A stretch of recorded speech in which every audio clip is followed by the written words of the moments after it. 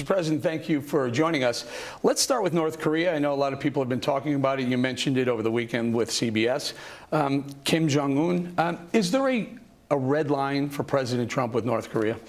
Well, I'm not like President Obama, where you draw a red line, as he said, a red line in the sand, and then lots of bad things happen, and he never goes over the red line. In fact, I actually covered his red line for him with Syria. But I will say that you see what's going on. Mm-hmm.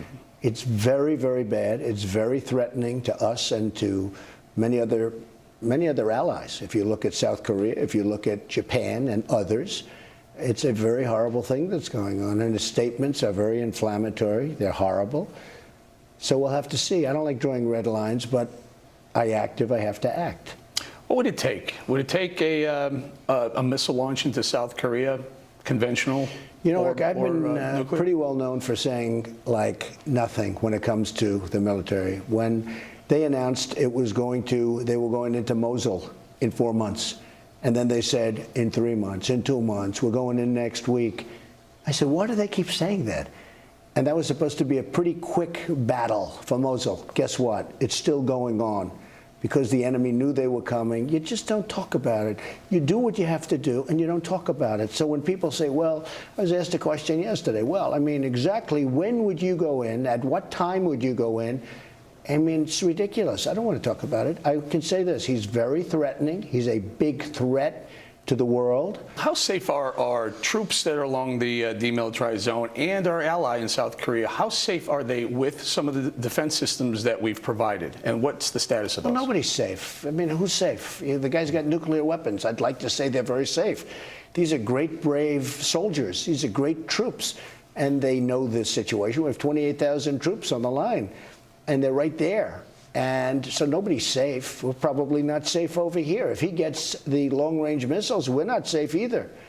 So we have to do something about it, and we'll see what happens. Is he your biggest concern, foreign policy-wise? I think probably yes. Look, we have ISIS. We're doing very well on ISIS. We have made tremendous strides in our fight against ISIS, and we have no choice. Not that we want to do this. We have no choice.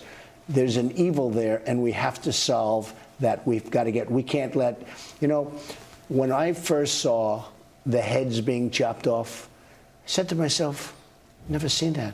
Not since medieval times have we seen the things that are going on in the Middle East. So we have to solve the problem. We should have never been there. We should have never gone in. We should have never attacked Iraq. They didn't knock down the World Trade Center, by the way. But once we were there, we should have never gotten out the way President Obama got us out. That void was formed, and ISIS was formed, and now they're in 32 different countries. And I tell you what, I inherited a mess. Assume when you say fake news, you feel they don't cover you fairly. That's what you mean by fake news? Not all of the media. You know, I'll tell you, just that is unfair the way they cover me, because they say, the media, I'm against the media. I'm not against the media. I'm against the fake media. If you look at CNN, the way they cover me, no matter what you do, it's negative, hits. So I love the media. I think the media is great. And if I do something bad, treat me badly. But they don't tell it like it is. And even on the 100 days, not to make a big deal out of it, you're going to see lots of great things happen for the next 100 days also. But we've done a lot. I can't.